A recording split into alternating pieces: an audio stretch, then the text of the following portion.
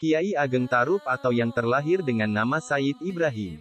Diperkirakan lahir di awal abad 14. Ayahanda beliau adalah Syekh Maulana Malik Ibrahim atau yang sering disebut Sunan Gresik. Kiai Ageng Tarup mempunyai istrol yang bernama Nyai Nawang Wulan dan dikarunia anak yaitu, Nawangsi atau Syarifah Sufiyah Nawangsasi Nawang Arum. Nasab Kiai Ageng Tarup, beliau masih keturunan dari Rasulullah. Dengan silsilah sebagai berikut, Nabi Muhammad Rasulullah, Sayyidah Fatimah Az-Zahra Ali bin Abi Thalib, binti Al-Imam Al-Husain bin Al-Imam Ali Zainal Abidin bin Al-Imam Muhammad Al-Bakir bin Al-Imam Jafar Sadiq bin Al-Imam Ali Al-Uraidi bin Al-Imam Muhammad An-Nakib bin Al-Imam Isa Ar-Rumi bin Al-Imam Ahmad Al-Muhajir bin As-Sayyid Ubaidillah bin As-Sayyid Alwi bin As-Sayyid Muhammad bin As-Sayyid Alwi bin As-Sayyid Ali Hali, Kasam bin As-Sayyid Muhammad Sahib Mirbat bin As-Sayyid Alwi Amil Fakih bin As-Sayyid Abdul Malik Azmatkan bin As-Sayyid Abdullah bin As-Sayyid Ahmad Jalaluddin bin As-Sayyid Husain Jamaluddin bin As-Sayyid Barakat Zainal Alam As-Sayyid Maulana Malik Ibrahim, Sunan Gresik. As-Sayyid Ibrahim atau Kiai Ageng Tarup atau Joko Tarup. Kiai Ageng Tarup wafat sekitar akhir abad 14. Makam Kiai Ageng Tarup terletak di Desa Tarup Kecamatan Tawangharjo Kabupaten Purwodadi. Beliau dibesarkan dan dididik oleh ayahanda Syekh Maulana Malik Ibrahim. Guru Kiai Ageng Tarup Syekh Maulana Malik Ibrahim. Anak-anak Kiai Ageng Tarup Nawangsi Nawangsasi Nawang Arum. Murid Kiai Ageng Tarup Raden Bondan Kejawan atau Lembu Peteng. Kiai Ageng Tarup terlahir dengan nama Sayyid Ibrahim. Beliau adalah putra Syekh Maulana Malik Ibrahim atau Sunan Gresik. Beliau dibesarkan dan didik oleh ayahandanya. Seperti kebiasaan para wali-wali Allah terdahulu, ketika anak atau murid jika sudah berusia dewasa dan ilmu yang diperoleh dan dipahami dianggap sudah cukup, maka akan diperintahkan untuk menyebarkan dakwah ajaran agama Islam. Setelah berpamitan dengan ayah dan ibu, maka dilakukan perjalanan untuk menyebarkan dakwah agama Islam, hingga suatu masa Sayyid Ibrahim melihat seorang wanita yang sedang berbicara di depan makam. Ternyata wanita itu Dewi Kasihan yang ditinggal wafat suaminya yang bernama Aryo Penanggungan, dan belum dikaruniai putra. Karena sayangnya Dewi Kasihan terhadap suaminya, walau sudah wafat setiap hari dia selalu menengok makam suaminya. Melihat keadaan wanita tersebut, Sayyid Ibrahim merasa iba, karena hidup sebatang kara dan hidup sangat sederhana. Akhirnya beliau berpura-pura pingsan di dekat rumah Dewi Kasihan, kemudian ditolong oleh perempuan tersebut. Setelah sadar dan menikmati hidangan yang disajikan, Sayyid ditanya oleh wanita tersebut berasal dari mana dan mau kemana. Sayyid menjawab bahwa dia sedang tersesat dan tidak tahu mau kemana karena hidup sebatang kara dan tidak mempunyai tujuan. Akhirnya diangkat anak oleh Dewi Kasihan dan diberi nama Jaka Tarup karena desa yang ditinggali bernama Desa Tarup. Sosok Jaka Tarup dalam waktu singkat dikenal oleh masyarakat sekitar dikarenakan selain wajahnya yang rupawan, ternyata beliau juga ringan tangan. Siapapun yang meminta bantuan pasti akan dibantunya. Kabar mengenai putra angkat Dewi Kasihan yang konon wajahnya rupawan terdengar sampai di desa-desa sebelah. Masyarakat berbondong-bondong ingin menyaksikan kebenaran berita tersebut. Akhirnya Dewi Kasihan yang asalnya tidak punya harta benda apa menjadi janda yang kaya raya, dari uluran orang yang datang tersebut. Selain membantu Nyai Dewi Kasihan, kadang di waktu luangnya Jaka Tarup sering berburu keluar masuk hutan. Setelah masuk di tengah hutan bertemu orang yang sangat tua, dia diberi aji-aji tulup yang namanya tulup Tunjung Lanang.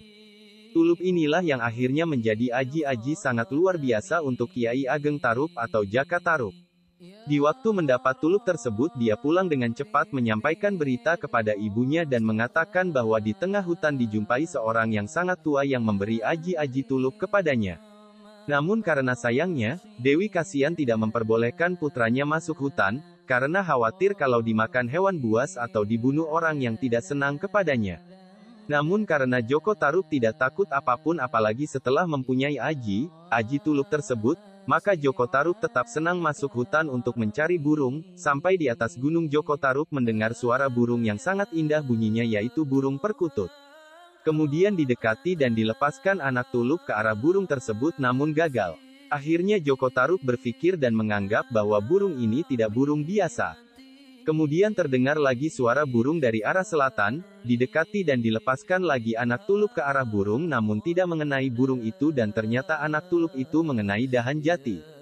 Tempat yang ditinggalkan burung tadi sekarang dinamai Dukuh Karanggetas. Karena sedihnya Joko Tarup, maka tempat yang ditinggalkan sekarang dinamai Dukuh Sedah. Kemudian terdengar lagi suara burung dari arah selatan, didekati dari posisi yang strategis burung dalam keadaan terpojok, maka anak tulup dilepaskan dan ternyata tidak kena dan burung terbang lagi ke selatan. Tempat tersebut sekarang menjadi dukuh pojok. Burung terbang ke selatan dan hinggap di atas pohon asam oleh Joko Tarub, dilepaskan lagi anak tulup ke arah burung tetapi terbang lagi ke selatan, tempat yang ditinggalkan tadi menjadi dukuh Karangasem. Di waktu mengejar burung ke selatan Joko Tarub merenungi burung tersebut, dalam ucapannya mengatakan ini burung atau godaan. Tempat merenungi Joko Tarub sekarang dinamai Desa Godan. Joko Tarub mengejar terus burung ke arah selatan, tempat melihatnya Joko Tarub sekarang dinamakan Dukuh Jentir. Joko Tarub terus melacak burung ke arah tenggara kemudian berjumpa lagi dengan burung yang hinggap di pohon tetapi burung tersebut tidak bersuara. Setelah burung itu terbang lagi ke selatan dan tempat yang ditinggalkan tadi dinamakan Dukuh Pangkringan. Kemudian Joko Tarub melacak ke arah selatan, setelah sampai di tempat yang sangat rindang disitulah burung terbunyi lagi. Namun Joko Tarub mendengar suara wanita yang baru berlumban, mandi, di dalam sendang. Di saat itu Joko Tarub lupa burung yang dikejar, dia beralih mengintai suara wanita yang mandi di dalam sendang, ternyata para bidadari yang sedang dilihat. Akhirnya Joko Tarub mengambil salah satu pakaiannya bidadari yang dengan tutup kemudian dibawa pulang dan disimpan di bawah tumpukan padi, lumbung ketan hitam. Joko Tarub kembali lagi ke sendang dengan membawa sebagian pakaian ibunya. Setelah sampai di dekat sendang ternyata para bidadari sudah terbang kembali ke surga. Tinggal satu yang masih mendekam di tepi sendang dengan merintih dan berkata, "Sopo yo sing biso nulung aku, yen wadon dari sedulur Sinoro wedi, yen kakung sanggup dari bojoku." Di saat itu Joko Tarub mendekati di bawah pohon sambil mendengarkan ucapan bidadari tersebut, dan menolong bidadari dengan melontarkan pakaian ibunya. Setelah bidadari berpakaian diajak pulang ke rumah ibunya dan disampaikan kepada ibunya bahwa putri ini adalah putri dari sendang yang baru terlantar dan minta tolong kepada siapun, jika yang menolong pria akan dijadikan suaminya. Akhirnya Joko Tarub menikah dengan bidadari tersebut yang bernama Nawang Wulan. Adapun sendang yang dibuat Lomban para bidadari, sekarang dinamakan Sendang Coyo. Menurut Habib Lutfi bin Yahya menjabarkan pengertian 9 bidadari yang sedang mandi di sendang itu hanyalah bahasa kiasan yang menjelaskan bahwa para wanita-wanita tersebut sedang melakukan ngaji atau sedang menimba ilmu agama Islam. Jadi digambarkan bahwa wanita-wanita yang sedang menuntut ilmu agama Islam itu kelak akan menjadi bidadari-bidadari penghuni surga. Kemudian Joko Tarub dengan Nawang Wulan mempunyai 3 putri yaitu Nawang Sih, Nawang Sasi, Nawang Arum. Pada waktu bayinya, Nawang Sih mengalami satu riwayat yang sangat hebat yaitu dikala Nawang Sih masih di ayunan, ibunya mau mencuci pakaian di sungai dan berpesan pada Joko Tarub agar mengayun putrinya dan jangan membuka kekep penutup masakan. Namun setelah Nawang Wulan pergi ke sungai, Joko Tarub penasaran akan pesan istrinya, maka dibukalah kekep tersebut. Setelah melihat di dalam kukusan, ternyata yang dimasak istrinya hanya 1 untai padi. Joko Tarub mengucapkan, "Masya Allah, Alhamdulillah istriku yen masak parisak uli ngene kito, la iyo parin ora kalong, Masya Allah ternyata istriku klo menanak nasi hanya 1 tangkai, itu sebabnya padi di lumbung hampir tidak berkurang sedikit pun." Tak lama kemudian istrinya datang lalu membuka masakan tersebut, ternyata masih utuh padi untayan. Kemudian istrinya menegur suaminya bahwa pasti kekep tadi dibuka, sehingga terjadi pertengkaran. Akhirnya Nawang Wulan menyadari sehingga harus dibuatkan peralatan dapur, lesung, alu, tampah. Setelah kejadian itu Nyi Nawang Wulan kalau mau masak harus menumbuk padi dulu, sehingga lambat laun padi yang ada di lumbung makin habis. Setelah sampai padi yang bawa sendiri, yaitu padi ketan hitam, ternyata pakaiannya diletakkan di situ dan diambil kemudian menghadap suaminya. Akhirnya terjadi pertengkaran yang hebat, ternyata yang mengambil pakaiannya waktu di sendang dulu adalah Joko Tarub sendiri.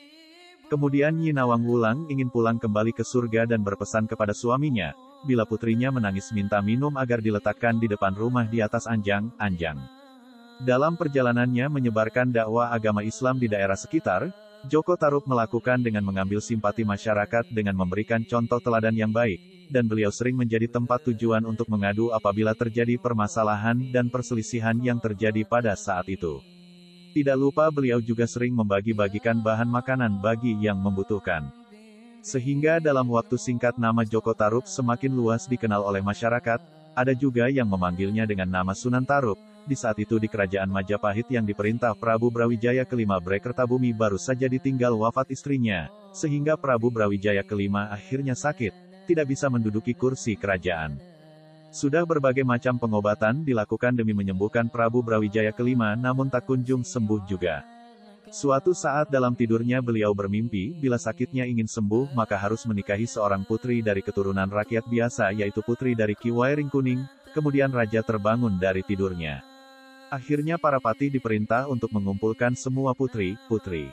Setelah diteliti dan disesuaikan dengan mimpinya tersebut akhirnya menjumpai putri Ki Wairing Kuning yang bernama Dewi Wandan yang ternyata adalah pembantunya sendiri. Akhirnya dinikahilah putri tersebut dan dilarang untuk keluar dari Taman Kaputren karena malu jika ketahuan orang bahwa raja mengawini pembantunya sendiri. Setelah jabang bayi lahir oleh Raja Brawijaya, diberi nama Bondan Kejawan atau Lembu Peteng, ternyata tidak lama setelah kelahirannya datang seorang resi yang mengabarkan kalau bayi yang baru saja lahir jika dibiarkan menetap di dalam keraton maka akan membuat kerajaan Majapahit runtuh. Maka jika ingin menghindarinya bayi tersebut harus dibuang atau diasuh oleh seseorang yang bisa membimbingnya agar hatinya menjadi bersih. Prabu Brawijaya kelima bingung. Di satu sisi bayi itu masih keturunannya dan di satu sisi lainnya, jika dibiarkan akan menghancurkan kerajaannya. Di tengah kegalauan tersebut datang salah satu adipati untuk memberikan laporan rutin terkait kegiatan yang ada di kadipaten dan menyetorkan pajak upeti. Sang adipati melihat sang raja merasa resah dan memberanikan diri untuk bertanya, ada apakah gerangan yang membuat gundah sang paduka raja? Prabu Brawijaya kelima bercerita perihal masalah yang sedang dihadapinya. Sang adipati tersenyum kemudian memberikan informasi terkait hal tersebut bahwa di daerah desa Taruk terdapat seorang alim yang budi pekertinya sangat luhur dan banyak membantu masyarakat sekitar. Serta banyak menyelesaikan masalah yang terjadi di daerah tersebut. Akhirnya dipanggillah Joko Tarub untuk menghadap Prabu Brawijaya kelima, kemudian diceritakan oleh sang Prabu permasalahan yang sedang dihadapinya. Dan meminta Joko Tarub untuk merawat putranya. Sebagai warga kerajaan Majapahit, beliau tidak menolak perintah sang Prabu untuk merawat Raden Bondan Kejawan, yang kelak akan menjadi menantu dan penerus beliau dalam menyebarkan ajaran agama Islam atau yang dikenal dengan nama Kiai Ageng Tarub Anom atau Kiai Ageng Tarub II.